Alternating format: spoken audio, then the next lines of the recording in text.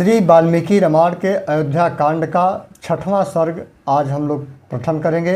और यहाँ पर प्रभु श्री राम जी के राज्याभिषेक की तैयारी हो रही थी। उसी बीच में सभी नगर को सजाया गया था। पुरोहित जी के चले जाने पर मन को संयम में रखने वाले श्री राम ने स्नान करके अपनी विशाल लोचना पत्नी के साथ श्री नारायण की उपासना आरंभ की। उन्होंने हविष्य पात्र को सिर झुकाकर नमस्कार किया और प्रज्वलित अग्नि में महान देवता शेष साई नारायण की प्रसन्नता के लिए विधि पूर्वक उस हविष्य की आहुति दी।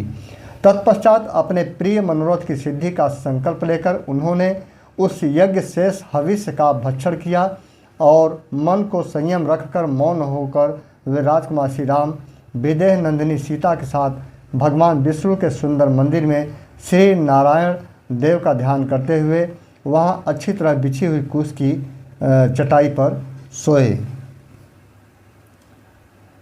जब 3 पहर बीतकर एक ही पहर रात शेष रह गई तब वे शयन से उठ बैठे। उस समय उन्होंने सभा मंडप को सजाने के लिए सेवकों को आज्ञा दी। वहाँ सूत मागध और बंदियों की श्रवण सुखद वाणी सुनते हुए श्री राम ने प्रातःकालीन संध्योपासना की। फिर एकाग्रचित होकर वे जप करने लगे। उसके बाद रेशमी वस्त्र धारण किए हुए श्री राम ने मस्तक झुकाकर भगवान मधुसूदन को प्रणाम किया और उनका स्तवन किया। इसके बाद ब्राह्मणों से स्वस्ति वाचन कराया। उन ब्राह्मणों का पुड़िया वाचन संबंधी गंभीर एवं मधुर घोष नाना प्रकार के वाद्यों की ध्वनि से व्याप्त होकर सारी अयोध्यापुरी में फैल गया। उस समय अयोध्यावासी मनुष्यों ने जब यह सुना कि श्री रामचंद्र जी ने सीता के साथ उपवास व्रत आरंभ कर दिया है तब उन सबको बड़ी प्रसन्नता हुई। सुबह होने पर श्री राम के राज्याभिषेक का समाचार जो कि सभी नगर में जो कि पहुँचा और नगरवासी सुनकर अयोध्यापुरी को सजाने लगे। जिनके शिखरों पर श्वेत बादल विश्राम करते हैं उन पर्वतों के समान गगनचुंबी देव मंदिरों, चौराहों, गलियों, देव वृक्षों, समस्त सभाओं और नगरों को मतलब पूरा सजाया गया। बड़ी बड़ी दुकानों, कुटुंबी गृहस्थों के सुंदर समृद्धशाली भवनों में और दूर से दिखाई देने वाले वृक्षों पर भी ऊंची ध्वजाएं अर्थात झंडा लहराया गया और उनमें पताकाएं फहराई गई। उस समय वहाँ की जनता सब और नर्तकों की समूहों तथा गाने वाले गायकों की मन कानों को सुख देने वाली वाणी सुनती थी। श्री राम के राज्याभिषेक का शुभ अवसर प्राप्त होने पर प्रातः सब लोग चौराहों पर और घरों में भी आपस में श्री राम के राज्याभिषेक की ही चर्चा करते थे। घरों के दरवाज़ों पर खेलते हुए झुंड के झुंड बालक भी आपस में श्री राम के राज्याभिषेक की ही बातें करते थे। पूर्ववासियों ने श्री राम के राज्याभिषेक के समय राजमार्ग पर फूलों की भेंट चढ़ाकर वहाँ सब और धूप की सुगंध फैला दी। ऐसा करके उन्होंने राजमार्ग को बहुत सुंदर बना दिया।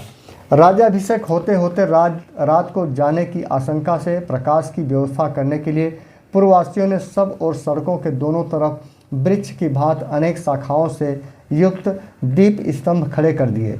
इस प्रकार नगर को सजाकर श्री राम के युवराज पद पर अभिषेक की अभिलाषा रखने वाले समस्त पूर्ववासी चौराहों और सभाओं में झुंड के झुंड एकत्र होकर वहां परस्पर एक दूसरे से बातें करते हुए महाराज दशरथ की प्रशंसा करने लगे कि अहो, इक्ष्वाकु कुल को आनंदित करने वाले ये राजा दशरथ बड़े महात्मा हैं जो कि अपने आप को बूढ़ा हुआ जानकर श्री राम का राज्याभिषेक करने जा रहे हैं। भगवान का हम सब लोगों पर बड़ा अनुग्रह है कि श्री रामचंद्र जी हमारे राजा होंगे और चिरकाल तक अर्थात हम लोगों के जीवन समाप्ति तक रक्षा करते रहेंगे, क्योंकि वे समस्त लोकों के निवासियों में जो भलाई या बुराई है उसे अच्छी तरह देख चुके हैं। श्री राम का मन कभी उद्धत नहीं होता, वे अर्थात विचलित नहीं होता। वे विद्वान भी हैं, धर्मात्मा भी हैं और अपने भाइयों पर प्रेम और स्नेह रखने वाले भी हैं। उनका अपने भाइयों पर जैसा स्नेह है वैसा ही हम लोगों पर भी है। धर्मात्मा एवं निष्पाप राजा दशरथ चिरकाल तक जीवित रहें, जिनके प्रसाद से हमें श्री राम के राज्याभिषेक का दर्शन सुलभ होगा। अभिषेक का वृत्तांत सुनकर, कथा सुनकर नाना दिशाओं से उस जनपद के लोग भी वहां पहुंचे थे। उन्होंने उपर्युक्त बातें कहने वाले पूर्ववासियों अर्थात नगरवासियों की सभी बातें सुनी। वे सब के सब श्री राम का राज्याभिषेक देखने के लिए अनेक दिशाओं से अयोध्यापुरी में आए थे। उन जनपदवासियों मनुष्यों ने श्री रामपुरी को अपनी उपस्थिति में से भर दिया, मतलब चारों तरफ प्रजा से भर गई अयोध्या नगरी। वहाँ मनुष्यों की भीड़ भाड़ बढ़ने से जो जनरव सुनाई देता था वह पर्वों के दिन बढ़े हुए वेग वाले महासागर की गर्जना के समान जान पड़ता था। उस समय श्री राम के राज्याभिषेक का उत्सव देखने के लिए पधारे हुए जनपदवासी मनुष्यों द्वारा सब ओर से भरा हुआ वह इंद्रपुरी के समान नगर अत्यंत कोलाहलपूर्ण होने के कारण मकर, नक्र, तिमिंगल आज विशाल जंतुओं से परिपूर्ण महासागर के समान प्रतीत होता था। अब वाल्मीकि रामायण के अयोध्या कांड का 7वां सर्ग का प्रारंभ करते हैं, जहाँ पर रानी कैकेयी का प्रसंग हम लोगों को श्रवण करने को मिलेगा। रानी कैकेयी के पास एक दासी थी जो उसके मायके से आई हुई थी। वह सदा कैकेयी की ही बात सुनती थी और कैकेयी के साथ रहा करती थी। उसका जन्म कहाँ हुआ था, उसके देश और माता पिता कौन थे, इसका पता किसी को नहीं था। अभिषेक से एक दिन पहले वह स्वेच्छा से ही कैकेयी के चंद्रमा के समान कांतिमान महल की छत पर जा चढ़ी। अब देखिए कैकेयी कहाँ से आई थी, कैसे आई थी, किसकी पुत्री थी, ये कुछ भी पता नहीं है। यहाँ से वाल्मीकि रामायण में यह लिखा गया है। उस दासी का नाम था मंथरा। उसने उस महल की छत से देखा अयोध्या की सड़कों पर छिड़काव किया गया है और सारी नगर में हर जगह खिले हुए कमल और उत्पल बिखरे हुए हैं। सब और बहुमूल्य झंडा अर्थात जो पताका है फहरा रहा है। ध्वजा से इस पूरी की अयोध्यापुरी की अपूर्व शोभा हो रही है। राजमार्गों पर जो चंदन मिश्रित जल का छिड़काव किया गया है तथा अयोध्यापुरी के सब लोग उबटन लगाकर सिर के ऊपर से स्नान कर रहे हैं। श्री राम के दिए हुए माल्य और मोदक हाथ में लिए हुए श्रेष्ठ ब्राह्मण हर्षनाद कर रहे हैं। देव मंदिरों के दरवाजे चूने और चंदन आदि से लीप कर सफ़ेद एवं सुंदर बनाए गए हैं। इस प्रकार समस्त अयोध्या नगर को जो है कि सजा दिया गया है। यह सब कुछ मंथरा जो है कि अपने वहाँ राजमहल के छत से देख रही है। सारे नगर निवासी हर्षित रोमांचित हैं, आनंद युक्त हैं और नगर में सब ओर श्रेणीबद्ध ऊंचे ऊंचे ध्वज फहरा रहे हैं। अयोध्या की ऐसी शोभा देख करके मंथरा को बड़ा आश्चर्य हुआ। उसने पास के ही कोठे पर राम की धाय को खड़ी देखा। उसके नेत्र प्रसन्नता से खिले हुए थे और शरीर पर पीले रंग की रेशमी साड़ी शोभा पा रही थी। उसे देखकर मंथरा ने उससे पूछा कि हे धाय, आज श्री रामचंद्र जी की माता अपने किसी अभिष्ट मनोरथ के साधन में तत्पर हो अत्यंत हर्ष में भरकर लोगों को धन क्यों बांट रही हैं? आज यहाँ सभी मनुष्यों की इतनी अधिक प्रसन्नता आनंद क्यों है? इसका कारण मुझे बताओ। आज महाराज दशरथ अत्यंत प्रसन्न होकर कौन सा कर्म कराएंगे? श्री राम की धाय तो हर्ष से फूली नहीं समाती थी।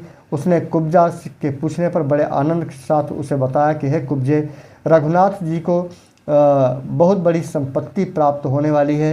कल महाराज दशरथ पुण्य नक्षत्र के योग में क्रोध को जीतने वाले पाप रहित रघुकुल नंदन श्री राम को युवराज के पद पर अभिषिक्त करेंगे। धाय का यह वचन सुनते ही कुब्जा मन ही मन कुढ़ गई और उस कैलाश शिखर की भांत उज्जवल एवं गगन चुंबी प्रसाद से तुरंत ही नीचे उतर गई। मंथरा को इसमें कैकेयी का अनिष्ट दिखाई देता था। वह क्रोध से जल रही थी। उसने महल में लेटी हुई कैकेयी के पास जाकर इस प्रकार कहा। क्योंकि वह कैकेयी के साथ उसके मायके से आई थी, इसीलिए कैकेयी के पक्ष में ही हमेशा बोलती थी। और कैकेयी जाकर बोली कि हे मूर्खे, उठ, क्या सो रही है? तुझ पर बड़ा भारी भय आ रहा है। अरे तेरे ऊपर विपत्ति का पहाड़ टूटने वाला है। फिर भी तुझे अपनी इस दुर्व्यवस्था का बोध नहीं होता है और तू सोई है। तेरे प्रीतम तेरे सामने ऐसा आकर बनाए आते हैं मानो सारा सौभाग्य तुझे ही अर्पित कर दे हैं, अर्थात दशरथ के लिए कह रही है। परंतु पीठ पीछे राजा दशरथ वे तेरा अनिष्ट करते हैं। तू उन्हें अपने में अनुरक्त जानकर सौभाग्य के डींग हाँका करती है। परंतु जैसे ग्रीष्म ऋतु में नदी का प्रवाह सूखता चला जाता है, उसी प्रकार तेरा वह सौभाग्य अब अस्थिर हो गया है, तेरे हाथ से चला जाना चाहता है। इष्ट में भी अनिष्ट का दर्शन कराने वाली रोष भरी कुब्जा के इस प्रकार कठोर वचन कहने पर कैकेयी के मन में बड़ा दुख हुआ। उस समय कैकेयी राजकुमारी ने कुब्जा से पूछा कि हे मंथरा, कोई अमंगल की बात तो नहीं हो गई, क्योंकि तेरे मुख पर विषाद छा रहा है अर्थात चिंता छाई हुई है, तो तेरे अंदर भय है, तू मुझे बहुत दुखी दिखाई देती है। मंथरा बातचीत करने में बड़ी कुशल थी। वह कैकेयी के मीठे वचन सुनकर और भी खिन्न हो गई और भी गुस्सा गई। उसके प्रति अपनी हितैषीता प्रकट करते हुए कि मैं ही तेरी हितैषी हूँ, कुपित हो उठी और कैकेयी के मन में श्री राम के प्रति भेदभाव और विषाद उत्पन्न करती हुई बोली कि हे देवी, तुम्हारे सौभाग्य के महान विनाश का कार्य आरंभ हो गया है, जिसका कोई प्रतिकार नहीं है अर्थात जिसका कोई निराकरण नहीं है। कल महाराज दशरथ श्री राम को युवराज के पद पर जब अभिषिक्त कर देंगे तो उसी दिन से तुम्हारा दुख प्रारंभ हो जाएगा। यह समाचार पाकर मैं दुख और शोक से व्याकुल होकर अगाध भय के अनन्य भय के समुद्र में डूब गई हूँ कि चिंता की आग से मानो जल रही हूँ और तुम्हारे हित की बात बताने के लिए यहाँ आई हूँ। हे कैकेयी नंदनी, यदि तुम पर कोई दुख आया हो तो उससे मुझे भी बड़े भारी दुख में पड़ना होगा। तुम्हारी उन्नत में ही मेरी भी उन्नत है, इसमें संशय कोई नहीं है। हे देवी, तुम राजाओं के कुल में उत्पन्न हुई हो और एक महाराज की महारानी हो, फिर भी राजधर्मों की उग्रता को कैसे नहीं समझ रही हो। तुम्हारे स्वामी धर्म की बातें तो बहुत करते हैं, परंतु हैं बड़े सठ, मुंह से चिकनी चुपड़ी बातें करते हैं, परंतु हृदय के बड़े क्रूर हैं। तुम समझती हो कि वे सारी बातें शुद्ध भाव से ही कहते हैं, इसलिए आज उनके द्वारा तुम बेतरह ठगी जा रही हो। हे देवी, तुम्हारे पति राजा दशरथ तुम्हें व्यर्थ ही सांत्वना देने के लिए यहाँ उपस्थित होते हैं और वे ही अब रानी कौशल्या को अर्थ से संपन्न करने जा रहे हैं। उनका हृदय इतना दूषित है कि भरत को तो उन्होंने तुम्हारे मायके भेज दिया और कल सवेरे ही अवध के निष्कंटक राज्य पर वे श्री राम का अभिषेक करेंगे। हे देवी, जैसे माता हित की कामना से पुत्र का पोषण करती है, उसी प्रकार पति कहलाने वाले जिस व्यक्ति का तुमने पोषण किया है वह वास्तव में शत्रु निकला। जैसे कोई अज्ञानवश सर्प को अपनी गोद में लेकर उसका लालन करे, पालन करे, पोषण करे, उसी प्रकार तुमने उन सर्प के समान बर्ताव करने वाले महाराजा दशरथ को अपने अंग में स्थान दिया है। तुम्हारी उपेक्षा हुई है। उपेक्षित शत्रु और सर्प जैसा बर्ताव कर सकता है। राजा दशरथ ने आज पुत्र सहित तुझ कैकेयी के प्रति वैसा ही बर्ताव किया है। हे देवी, तुम सदा सुख भोगने के योग्य हो, परंतु मन में पाप अर्थात दुर्भावना रखकर ऊपर से झूठी सांत्वना देने वाले महाराज दशरथ ने अपने राज्य पर श्री राम को स्थापित करने का विचार करके आज सगे संबंधियों सहित तुमको मानो मौत के मुख में डाल दिया हो। हे कैकेयी नंदिनी, तुम दुखजनक बात सुनकर भी मेरी ओर इस तरह देख रही हो मानो ऐसा लग रहा है तुम्हें प्रसन्नता हो रही हो और मेरी बातों से तुम्हें कोई विस्मय हो रहा हो, परंतु यह विस्मय छोड़ो और जिसे करने का समय आ गया है अपने उस हितकर कार्य को शीघ्र करो तथा ऐसा करके अपने पुत्र की और मेरी भी रक्षा करो। मंथरा की यह बात सुनकर सुंदर मुख वाली कैकेयी सहसा शैया से उठ बैठी, अपने शयन कर रही थी, उठ बैठी। उसका हृदय आनंद से भर गया। वह शरद पूर्णिमा के चंद्रमा मंडल की भांति उद्दीप्त हो उठी अर्थात आनंदित हो उठी। कैकेयी मन ही मन अत्यंत संतुष्ट हुई। विस्मय विमुग्ध होकर मुस्कुराते हुए उसने कुब्जा को पुरस्कार के रूप में एक बहुत सुंदर दिव्य आभूषण प्रदान किया। कुब्जा को वह आभूषण देकर हर्ष से भरी हुई रमणी शिरोमणि कैकेयी ने पुनः मंथरा से इस प्रकार कहा कि हे मंथरे, यह तूने मुझे बड़ा ही प्रिय समाचार सुनाया है। तूने मेरे लिए जो यह प्रिय संवाद सुनाया, इसके लिए मैं तेरा और कौन सा उपकार करूं। मैं भी राम और भरत में कोई भेद नहीं समझती, अतः यह जानकर कि राजा श्री राम का अभिषेक करने वाले हैं, मुझे बड़ी प्रसन्नता हुई। हे मंथरा, तू मुझसे प्रिय वस्तु पाने के योग्य है। मेरे लिए श्री राम के अभिषेक संबंधी इस समाचार से बढ़कर दूसरा कोई प्रिय एवं अमृत के समान मधुर वचन नहीं कहा जा सकता। ऐसी परम प्रिय बात तुमने कही है, अतः अब यह प्रिय संवाद सुनाने के बाद तू कोई श्रेष्ठ वर मांग ले, मैं उसे अवश्य दूंगी। इस प्रकार जब मंथरा ने सबसे पहले कैकेयी को यह बात सुनाई तो बहुत ही कैकेयी आनंदित हुई, प्रसन्नचित हुई कि इससे बड़ा कोई सुखद समाचार मेरे लिए नहीं है, क्योंकि भरत और राम हमारे लिए दोनों समान हैं।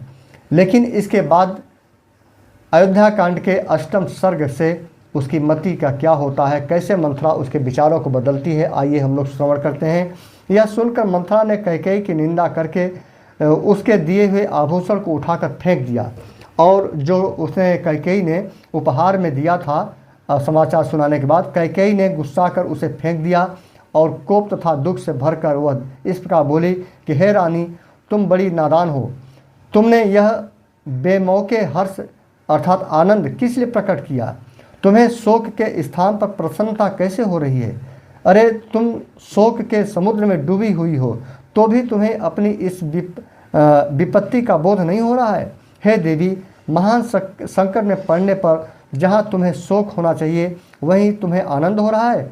तुम्हारी यह अवस्था देखकर मुझे मन ही मन बड़ा क्लेश और दुख हो रहा है। मैं दुख से व्याकुल हो रही हूँ। मुझे तुम्हारी दुर्बुद्धि के लिए ही अधिक शोक होता है कि अरे सौत का बेटा शत्रु होता है, वह सौतेली माँ के लिए साक्षात मृत्यु के समान है। भला उसके अभ्युदय का अर्थात अमृत का अवसर आया देख कौन बुद्धिमती स्त्री अपने मन में हर्ष अर्थात आनंद मानेगी? यह राज्य भरत और राम दोनों के लिए साधारण भोग्य वस्तु है, इस पर दोनों का समान अधिकार है, इसीलिए श्री राम को भरत से ही भय है। यही सोचकर मैं विषाद में अर्थात दुख में डूबी जाती हूँ, क्योंकि भयभीत से ही भय प्राप्त होता है, अर्थात आज जिसे भय है वही राज्य प्राप्त कर लेने पर जब सबल हो जाएगा अर्थात शक्तिशाली हो जाएगा तब अपने भय के कारण को उखाड़ फेंकेगा। अर्थात महाबाहु लक्ष्मण संपूर्ण हृदय से श्री रामचंद्र जी के अनुगत हैं, अर्थात उनका आज्ञा का पालन करते हैं। जैसे लक्ष्मण श्री राम के अनुगत हैं उसी तरह शत्रुघ्न भी भरत का अनुसरण करने वाला है। हे भामिनी, हे कैकेयी, उत्पत्ति के क्रम में श्री राम के बाद भरत का ही पहले राज्य पर अधिकार हो सकता है, अतः भरत से भय होना स्वाभाविक है। लक्ष्मण और शत्रुघ्न दो छोटे हैं, अतः उनके लिए राज्य प्राप्ति की संभावना दूर है। श्री राम समस्त शस्त्रों के ज्ञाता है, विशेषतः क्षत्रिय चरित्र अर्थात राजनीति के पंडित हैं तथा समायोचित कर्तव्य का पालन करने वाले हैं, अतः उनका तुम्हारे पुत्र के प्रति जो क्रूरता पूर्ण बर्ताव होगा उसे सोचकर मैं भय से कांप रही हूँ। वास्तव में कौशल्या ही सौभाग्यवती है जिनके पुत्र का कल पुण्य नक्षत्र में योग में श्रेष्ठ ब्राह्मणों द्वारा युवराज के महान पद पर अभिषेक होने जा रहा है। वे भूमंडल का निष्कंटक राज्य पाकर प्रसन्न होंगी, क्योंकि वे राजा की विश्वास पात्र हैं और तुम दासी की भांति हाथ जोड़कर उनकी सेवा में उपस्थित होगी। इस प्रकार हम लोगों के साथ तुम भी कौशल्या की दासी बनोगी और तुम्हारे पुत्र भरत को भी श्री रामचंद्र जी की गुलामी करनी पड़ेगी। श्री रामचंद्र जी के अंतःपुर के परम सुंदरी स्त्रियां सीता देवी और उनकी सखियां निश्चय ही बहुत प्रसन्न होंगी और भरत के प्रभुत्व का नाश होने से तुम्हारी बहुएं शोकमग्न हो जाएंगी। मंथरा को अत्यंत अप्रसन्नता के कारण इस प्रकार बहकी बातें करती देख करके देवी कैकेयी ने श्री राम के गुणों की ही प्रशंसा करते हुए कहा कि हे कुब्जे, श्री राम धर्म के ज्ञाता, गुणवान, जितेंद्री, कृतज्ञ, सत्यवादी और पवित्र होने के साथ ही महाराज के ज्येष्ठ पुत्र हैं, अतः युवराज होने का योग्य वे ही हैं। देखिए कैकेयी ने यहाँ पर भी अपने विचार नहीं बदले। वे दीर्घजीवी हो, उल्टे जो है कि मंथरा को डांट रही हैं कि वे दीर्घजीवी होकर अपने भाइयों और भृत्यों का पिता की भांति पालन करेंगे। हे कुब्जे, उनके अभिषेक की बात सुनकर तू इतनी जल क्यों रही है? श्री राम की राजाभिषेक अर्थात राज्य प्राप्ति के 100 वर्ष बाद नरश्रेष्ठ भरत को भी निश्चय ही अपने पितामहों का राज्य मिलेगा। हे मंथरा, ऐसे अभ्युदय की प्राप्ति के समय जबकि भविष्य में कल्याण ही कल्याण दिखाई दे रहा है, तो इस प्रकार जलती हुई सी संतप्त अर्थात दुखी क्यों हो रही है? मेरे लिए जैसे भरत आदर के पात्र हैं वैसे ही बल्कि उनसे भी बढ़कर श्री राम हैं, क्योंकि वे कौशल्या से भी बढ़कर मेरी बहुत सेवा किया करते हैं। यदि श्री राम को राज्य मिल रहा है तो उसे भरत को मिला हुआ समझ, क्योंकि श्री रामचंद्र अपने भाइयों को भी अपने ही समान समझते हैं। कैकेयी की यह बात सुनकर मंथरा को बड़ा दुख हुआ। वह लंबी और गर्म सांस खींचकर कैकेयी से बोली कि हे रानी, तुम मूर्खता पूर्ण बात कर रही हो। तुम मूर्खता बस अनर्थ को ही अर्थ समझ रही हो। तुम्हें अपनी स्थिति का पता नहीं है। तुम दुख के उस महासागर में डूब रही हो जो शोक अर्थात इष्ट से वियोग की चिंता और व्यसन अर्थात अनिष्ट की प्राप्ति के दुख से महान विस्तार को प्राप्त हो रहा है। कैकेयी कुमारी, जब श्री रामचंद्र राजा हो जाएंगे तब उनके बाद उनका जो पुत्र होगा उसी को राज्य मिलेगा। भरत को राज्य परंपरा से अलग हो जाएंगे। हे देवी, राजा के सभी पुत्र राज्य सिंहासन पर नहीं बैठते। यदि सबको बिठा दिया जाए तो बड़ी भारी अनर्थ हो जाए। हे परम सुंदरी, इसीलिए राजा लोग राजकाज का भार ज्येष्ठ पुत्र पर ही रखते हैं। यह ज्येष्ठ पुत्र गुणवान न हो तो दूसरे गुणवान पुत्रों की भी राज्य सौंप देते हैं। हे कैकेयी, तुम्हारा पुत्र राज्य के अधिकार से तो बहुत दूर हटा ही दिया जाएगा। वह अनाथ की भांति समस्त सुखों से भी वंचित हो जाएगा।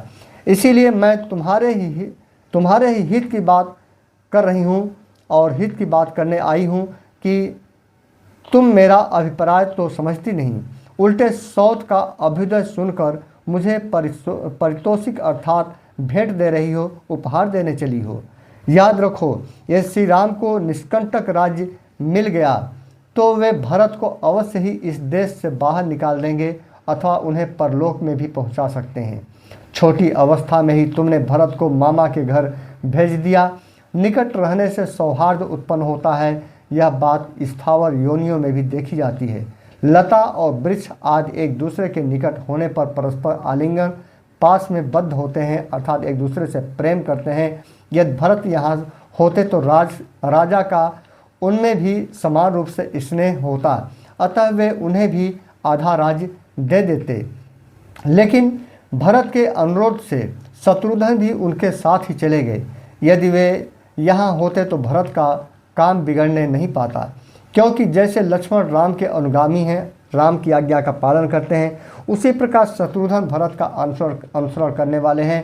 अर्थात शत्रुघ्न भी यदि यहाँ पर होते तो निश्चय ही कुछ बात और होती।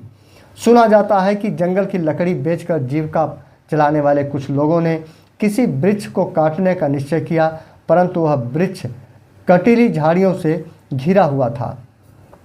ये देखिए उदाहरण है, वाल्मीकि रामायण दिया गया है कि इस प्रकार उन कटीली झाड़ियों ने निकट रहने के कारण उस वृक्ष को महान भय से बचा लिया। सुमित्रा कुमार लक्ष्मण श्री राम की रक्षा करते हैं और श्री राम उनकी।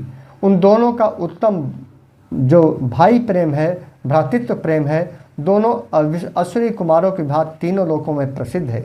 इसलिए श्री राम लक्ष्मण का तो किंचित भी अनिष्ट नहीं होगा, उनका कुछ अहित नहीं होगा, परंतु भरत का अनिष्ट किए बिना वे रह नहीं सकेंगे, इसमें कोई संशय नहीं है। अतः श्री रामचंद्र महाराज के महल से ही सीधे वन को चले जाएं, मुझे तो यही अच्छा जान पड़ता है और इसी में तुम्हारा परम हित है। यदि भरत धर्म के अनुसार अपने पिता का राज्य प्राप्त कर लेंगे तो तुम्हारा और तुम्हारे पक्ष के अन्य सब लोगों का भी कल्याण होगा। सौतेला भाई होने के कारण जो श्री राम का सहज शत्रु है वह सुख भोगने के योग्य तुम्हारा बालक भरत राज्य और धन से वंचित रह जाएगा। राज्य पाकर समृद्धशाली बने हुए श्री राम के बस में पड़कर कैसे जीवित रह पाएगा। जैसे वन में सिंह हाथियों के युद्ध पति पर आक्रमण करता है और वह भागा फिरता है, उसी प्रकार राजा राम भरत का तिरस्कार करेंगे। अतः उस तिरस्कार से तुम भरत की रक्षा करो। तुमने पहले पति का अत्यंत प्रेम प्राप्त होने का कारण घमंड में आकर जिनका अनादर किया था, वे ही तुम्हारी सौत श्री राम माता कौशल्या पुत्र की राज्य प्राप्ति से परम सौभाग्यशालिनी हो उठी हैं। अब वे तुमसे अपने वर का बदला क्यों नहीं लेंगी। हे कैकेयी, जब श्री राम अनेक समुद्रों और पर्वतों से युक्त समस्त भूमंडल का राज्य प्राप्त कर लेंगे, तब तुम अपने पुत्र भरत के साथ ही दीनहीन होकर अशुभ पराभव का पात्र बन जाओगी। याद रखो, जब श्री राम इस पृथ्वी पर अधिकार प्राप्त कर लेंगे तब निश्चय ही तुम्हारे पुत्र भरत नष्ट प्राय हो जाएंगे अर्थात नष्ट हो जाएंगे। अतः ऐसा कोई उपाय सोचो जिससे तुम्हारे पुत्र को तो राज्य मिले और शत्रुभूत श्री राम का वनवास हो जाए। अब यहाँ पर देखिए प्रभु श्री राम जी का वनवास भी शायद इस 9वें सर्ग में होगा, 9वें सर्ग में। और कैकेयी का बुद्धि मंथरा के द्वारा किस तरह से पलटता है इस 9वें सर्ग में देखने को मिल सकता है। आइए श्रवण करते हैं। मंथरा किस तरह से कैकेयी की बुद्धि को पलट रही है। मंथरा के ऐसा कहने पर कैकेयी का मुख क्रोध से तमतमा उठा। वह इतना बढ़ा चढ़ाकर बात को बताई कि कैकेयी की जो मति है वह फिर गई। वह लंबी और गर्म सांस खींचकर उससे इस प्रकार बोली कि हे कुब्जे, मैं श्री राम को शीघ्र ही यहाँ से वन में भेज दूंगी और तुरंत ही युवराज के पद पर भरत का अभिषेक कराऊंगी। परंतु इस समय यह तो सोचो कि किस उपाय से अपना अभीष्ट साधन करूं। अब देखें 9वें सर्ग में कैकेयी की बुद्धि भ्रष्ट हो गई, पलट गई। भरत को राज्य प्राप्त हो जाए और श्री राम उसे किसी तरह भी न पा सके, यह काम कैसे बने। देवी कैकेयी के ऐसा कहने पर पाप का मार्ग दिखाने वाली मंथरा श्री राम के स्वार्थ पर कुठाराघात करती हुई वह कैकेयी से इस प्रकार बोली कि हे कैकेयी, अच्छा अब देखो कि मैं क्या करती हूँ। तुम मेरी बात सुनो, जिससे केवल तुम्हारे पुत्र भरत ही राज्य प्राप्त करेंगे, श्री राम नहीं। हे कैकेयी, क्या तुम्हें स्मरण नहीं है, क्या तुम्हें ध्यान नहीं है, या स्मरण होने पर भी मुझसे छिपा रही हो, जिसकी तुम मुझसे अनेक बार चर्चा कर चुकी हो कि अपने उसी प्रयोजन को तुम मुझसे सुनाना चाहती हो। इसका क्या कारण है। हे विलासिनी, यदि मेरे ही मुंह से सुनने के लिए तुम्हारा आग्रह है तो मैं बताती हूँ, सुनो और सुनकर इसी अनुसार कार्य करो। मंथरा का यह वचन सुनकर कैकेयी अच्छी तरह से बिछे हुए उस पलंग से कुछ उठकर उससे यूँ बोली कि हे मंथरे, मुझसे वह उपाय बताओ, किस उपाय से भरत को राज्य मिल जाएगा और राम को उसे किस तरह नहीं पा सकेंगे राज्य को, अर्थात किस तरह से राज्य को मैं दूर करूंगी राज्य से और भरत को राज्य दे सकूंगी।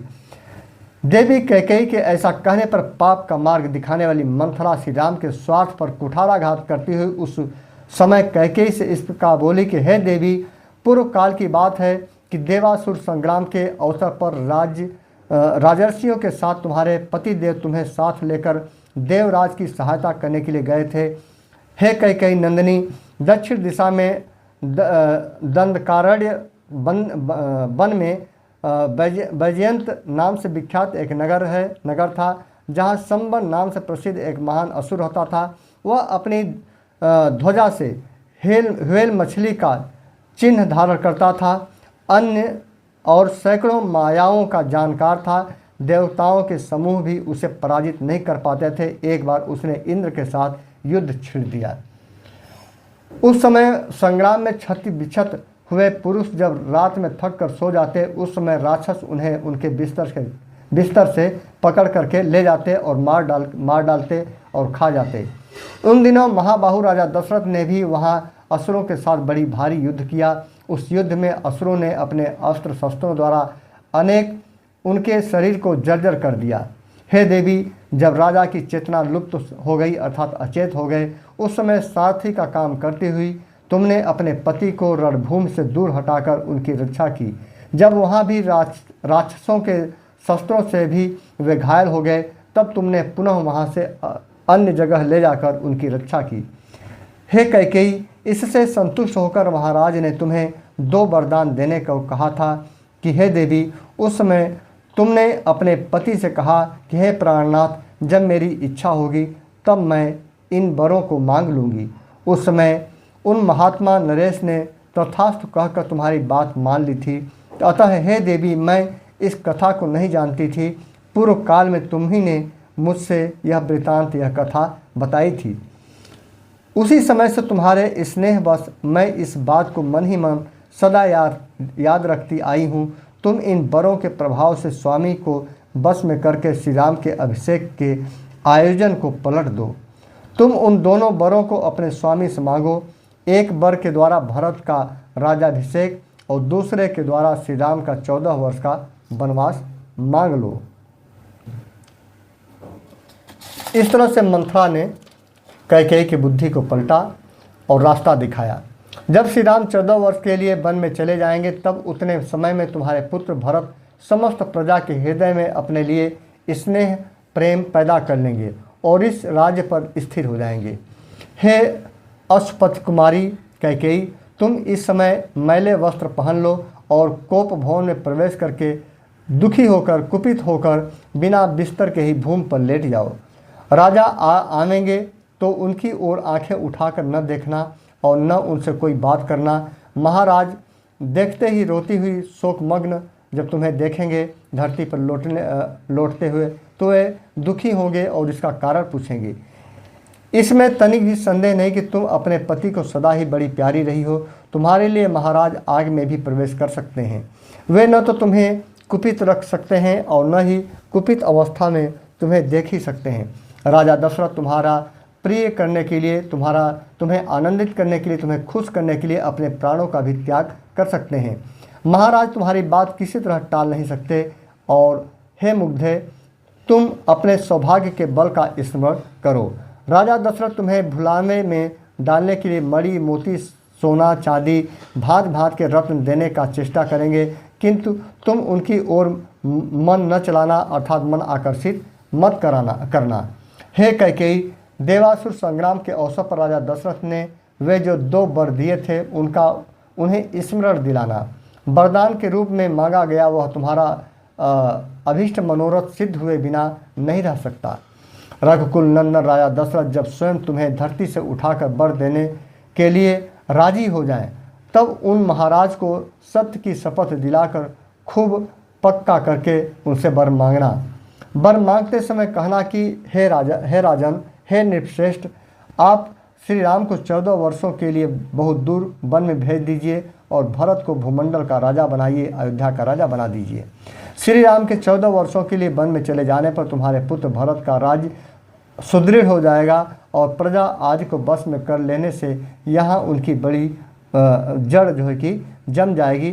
फिर 14 वर्ष के बाद भी वे आजीवन स्थिर बने रहेंगे। हे देवी, तुम राजा से श्री राम के वनवास का वर अवश्य मांगो। पुत्र के लिए राज्य की कामना करने वाली है कैकेयी, ऐसा मन से तुम्हारे पुत्र के सभी मनोरथ सिद्ध हो जाएंगे। इस प्रकार वनवास मिल जाने पर ये राम राम नहीं रह जाएंगे। इनका आज जो प्रभाव है वह भविष्य में नहीं रह जाएगा और तुम्हारे भरत भी शत्रुहीन राजा होंगे। जिस समय श्री राम वन से लौटेंगे उस समय तक तुम्हारे पुत्र भरत भीतर और बाहर से दृढ़ मूल हो जाएंगे अर्थात शक्तिशाली हो जाएंगे। उनके पास सैनिक बल का भी संग्रह हो जाएगा। जितेंद्री तो वे हैं ही, अपने हृदय के साथ रहकर दृढ़ मूल भी हो जाएंगे। इस समय मेरी मान्यता के अनुसार राजा को श्री राम के राज्याभिषेक के संकल्प को हटा देने का समय आ गया है। अतः तुम निर्भय होकर राजा को अपने वचनों से बांध लो और उन्हें श्री राम के राज्याभिषेक के संकल्प से हटा दो। ऐसी बातें कहकर मंथरा ने कैकेयी की बुद्धि में अनर्थ को ही अर्थ रूप में जचा दिया। कैकेयी को उसकी बात पर विश्वास हो गया और वह मन ही मन बहुत प्रसन्न हुई। यद्यपि वह बहुत समझदार थी तो भी कुबरी के कहने पर नादान बालिका की तरह कुमार्ग पर चली गई, अनुचित काम करने को तैयार हो गई। उसे मंथरा की बुद्धि पर बड़ा आश्चर्य हुआ और वह उससे इस प्रकार बोली, हित की बात बताने में कुशल है कुब्जे, तुम एक श्रेष्ठ स्त्री है।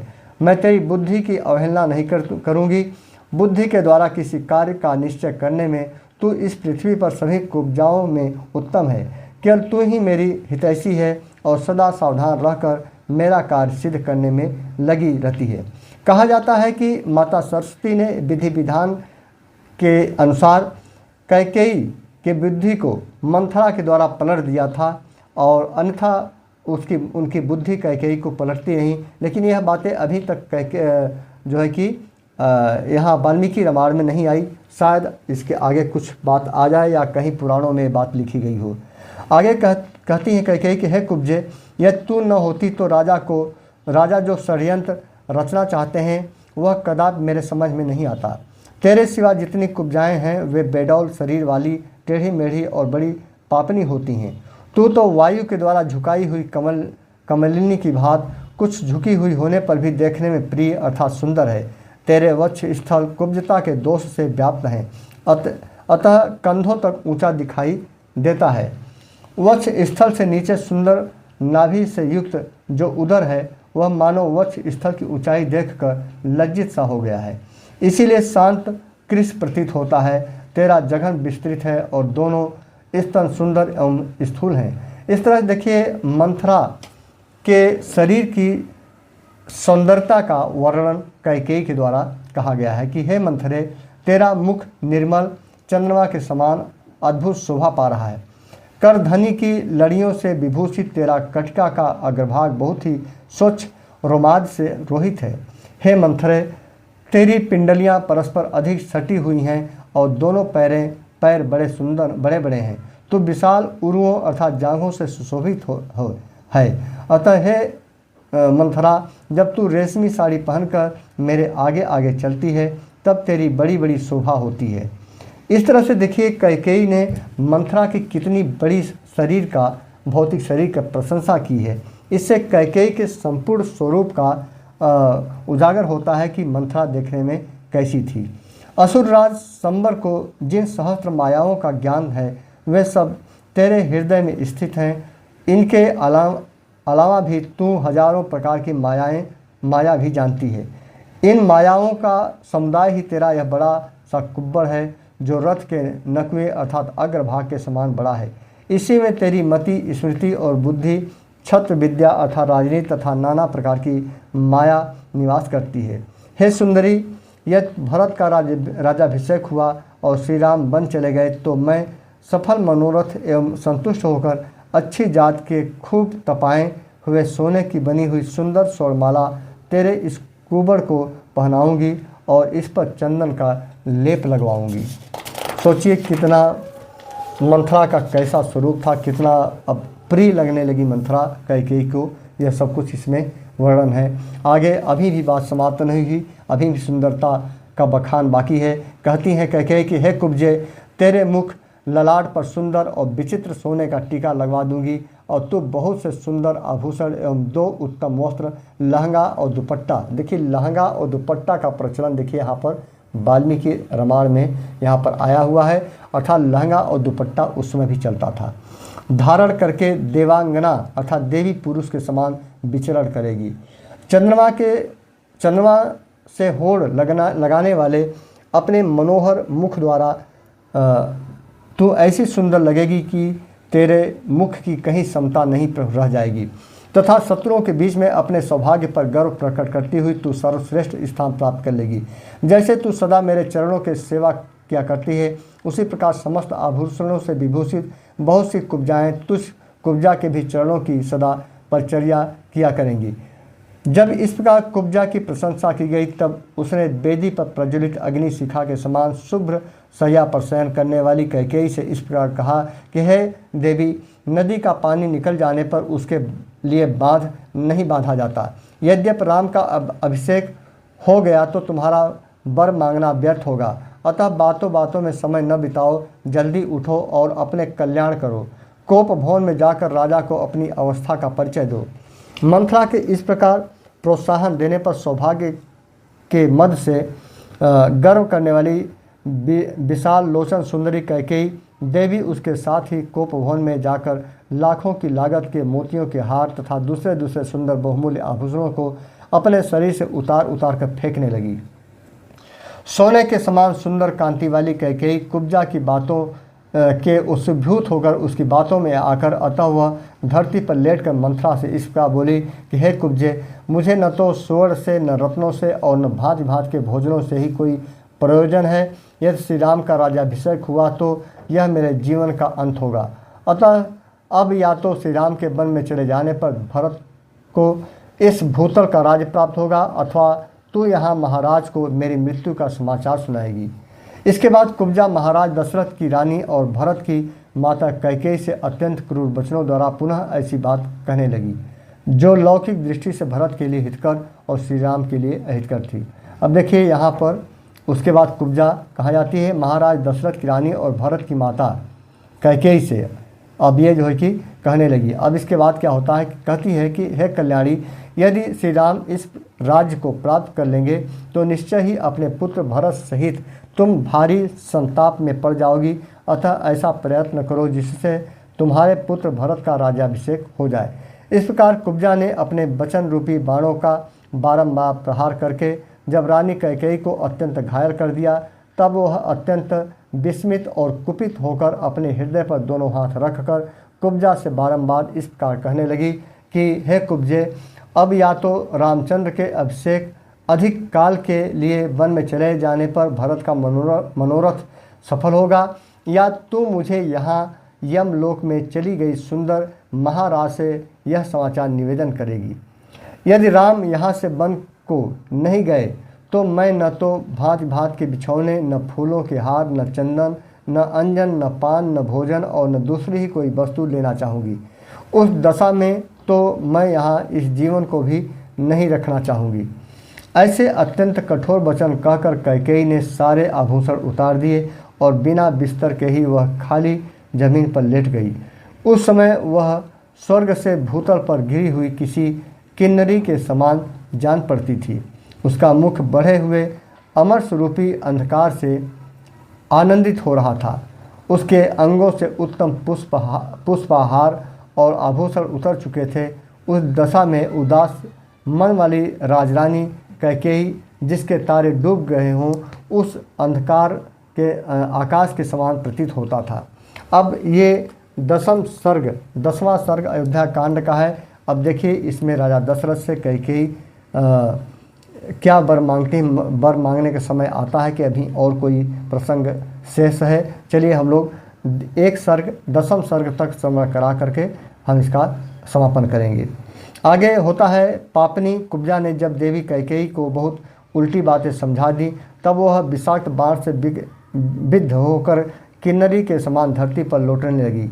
मंथरा के बताए हुए समस्त कार्य को यह बहुत उत्तम है, ऐसा मन ही मन निश्चय करके बातचीत में कुशल भामिनी कैकेयी ने मंथरा से धीरे धीरे अपनी सारी मंतव्य बता दिया। मंथरा के वचनों से मोहित एवं दीन हुए भागिनी कैकेयी पूर्वोक्त निश्चय करके नाग कन्या की भांति गर्म और लंबी सांस खींचने लगी और 2 घड़ी तक अपने लिए सुखदायक मार्ग का विचार करती रही। और वह मंथरा जो कैकेयी का हित चाहने वाली थी, उसी के मनोरथ को सिद्ध करते हुए अभिलाषा रखती थी कि कैकेयी के उस निश्चय को सुनकर बहुत प्रसन्नता हुई, मानो उसे कोई बहुत बड़ी सिद्धि मिल गई हो। इसके बाद क्रोध में भरी हुई देवी कैकेयी अपने कर्तव्य का भली भांति निश्चय कर अपने मुखमंडल में स्थित जो भौहें हैं टेढ़ी करके धरती पर सो गई और क्या करती, अबला ही तो थी, ऐसा जो है कि दिखाया गया। इसके बाद उस कैकेयी राजकुमारी ने अपने विचित्र पुष्पहारों और दिव्य आभूषणों को उतार कर फेंक दिया। वे सारे आभूषण धरती पर यहाँ इधर उधर पड़े थे। जैसे छिटके हुए तारे आकाश की शोभा बढ़ाते हैं, उसी प्रकार फेंके हुए वे पुष्प के आहार और आभूषण वहाँ भूमि की शोभा बढ़ा रहे थे। मलिन वस्त्र पहनकर और सारे केसों को दृढ़तापूर्वक एक ही बेड़ी में बांधकर कोप भवन में पड़ी हुई कैकेयी बलहीन अथवा अचेत हुई किन्नरों के समान जान पड़ती थी।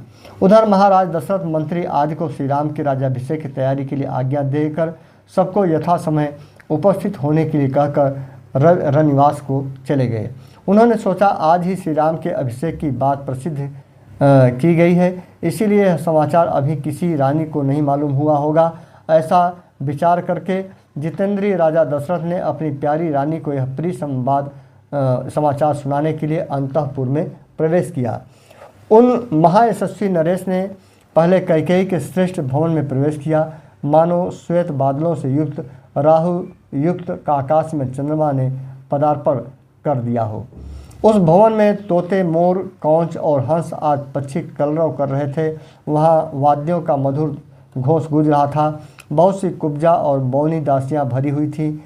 चंपा और अशोक से सुशोभित बहुत से लता भवन और चित्र मंदिर उस महल की शोभा बढ़ा रहे थे। हाथी दांत, चांदी और सोने की बनी हुई बेदियों से संयुक्त उस भवन को नित्य फूलने फलने वाले वृक्ष और बहुत सी बावड़ियाँ सुशोभित कर रही थी। उसमें हाथी दांत, चांदी और सोने के बने हुए उत्तम सिंहासन रखे थे। नाना प्रकार के अन्न, पान और भांति भांति के भक्ष्य भोज पदार्थ मतलब खाने वाली चीज़ें वहाँ पर रखी हुई थी। वह भवन भरा पूरा था। बहुमूल्य आभूषणों से संपन्न कैकेयी का वह भवन स्वर्ग के समान शोभा पा रहा था। अपने उस समृद्धशाली अंतःपुर में प्रवेश करके राजा दशरथ ने वहाँ की उत्तम शैया पर रानी कैकेयी को नहीं देखा। काम बल से युक्त वे नरेश रानी की प्रसन्नता बढ़ाने की अभिलाषा से भीतर गए थे।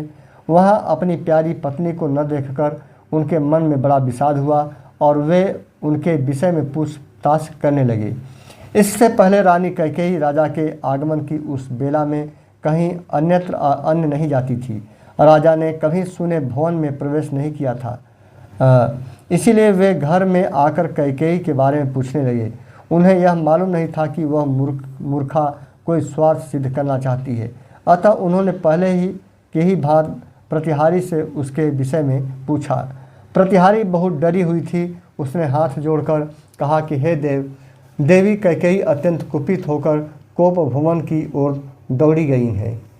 प्रतिहारी की यह बात सुनकर राजा का मन बहुत उदास हो गया। उनकी इंद्रियां चंचल एवं व्याकुल हो उठी और वे पुनः अधिक विषाक्त दुख करने लगे। कोप भवन में वह भूमि पर पड़ी थी और इस तरह लेटी हुई थी जो उसके लिए योग्य नहीं था। राजा ने दुख के कारण संतप्त से होकर उसे इस अवस्था में देखा। राजा बूढ़े थे और उनकी वह पत्नी तरुण थी। अतः एक तरह से राजा बुजुर्ग हो चुके थे, लेकिन उनकी पत्नी अभी युवा थी। अतः वे उसे अपने प्राणों से भी बढ़कर मानते थे। राजा के मन में कोई पाप नहीं था, परंतु कैकेयी अपने मन में पाप पूर्ण संकल्प लिए हुए थी। उन्होंने उसे कटी हुई लता की भांति पृथ्वी पर पड़ी देखा, मानो कोई देवांगना स्वर्ग से भूमि पर गिर पड़ी हो। वह स्वर्ग भ्रष्ट किन्नरी देवलोक से पदच्युत हुई अप्सरा लक्ष्य भ्रष्ट माया और जाल में बंधी हुई हरिणी के समान जान पड़ती थी। जैसे कोई महान राज वन में व्याध अर्थात बाघों के द्वारा विलक्षित बाण से विद्ध होकर वेध कर गिरा हुआ हो। अत्यंत दुखित हथनी का स्नेह व स्पर्श करता है, उसी प्रकार कामी राजा दशरथ ने महान दुख में पड़ी हुई कमल नयनी भार्या अपनी पत्नी को कैकेयी का स्नेहपूर्वक दोनों हाथों से स्पर्श किया। उस समय उनके मन में सब ओर से यह भय समा गया था कि न जाने यह क्या कहेगी और क्या करेगी। वे उसके अंगों पर हाथ फेरते हुए उससे इस प्रकार बोले कि हे देवी, तुम्हारा क्रोध मुझ पर है, ऐसा तो मुझे विश्वास नहीं होता। फिर किसने तुम्हारा तिरस्कार किया है? किसके द्वारा तुम्हारी निंदा की गई है?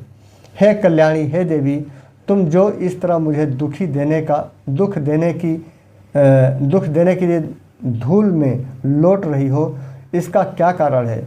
मेरे चित्त को मथ डालने वाली है सुंदरी, मेरे मन में तो सदा तुम्हारे कल्याण की ही भावना रहती है।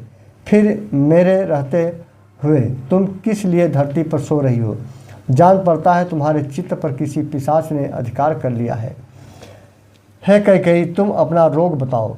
मेरे यहाँ बहुत से चिकित्सा कुशल वैद्य हैं, जिन्हें मैंने सब प्रकार से संतुष्ट कर रखा है। वे तुम्हें सुखी कर देंगे।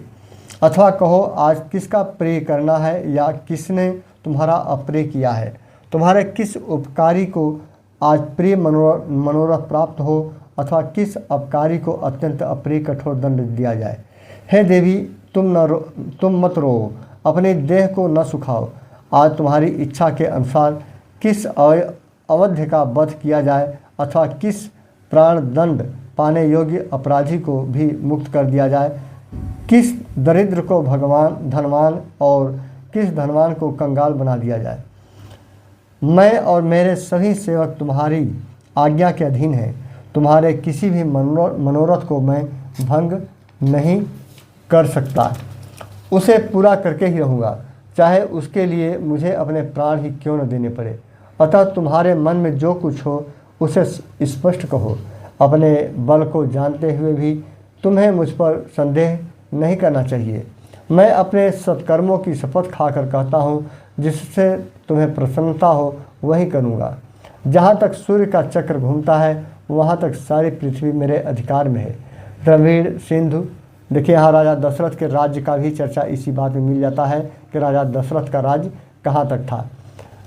द्रविड़, सिंधु, सौवीर, सौराष्ट्र, दक्षिण भारत के सारे प्रदेश तथा अंग, वंग, मगध, मत्स्य, काशी और कौशल, इन सभी समृद्धशाली देशों पर मेरा आधिपत्य है, इस राजा दशरथ ने स्वयं कहा है कैकेयी नंदिनी, उनमें पैदा होने वाले भांति भांति के द्रव्य, धन, धान्य और बकरी, भेड़ आदि जो भी तुम मन से लेना चाहती हो वह मुझसे मांग लो।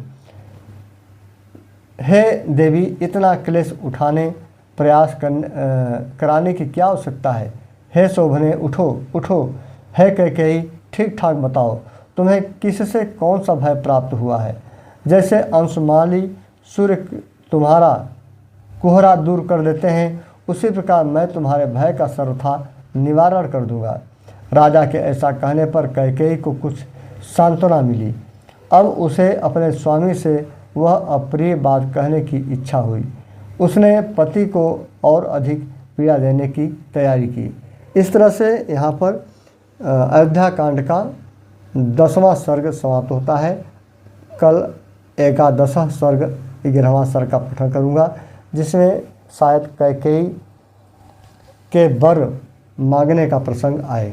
तो उम्मीद करता हूँ ये जानकारी आपको अच्छी लगी होगी। ऐसी वाल्मीकि रामायण का जो सीरीज चल रहा है ये आप लोग पसंद कर रहे होंगे।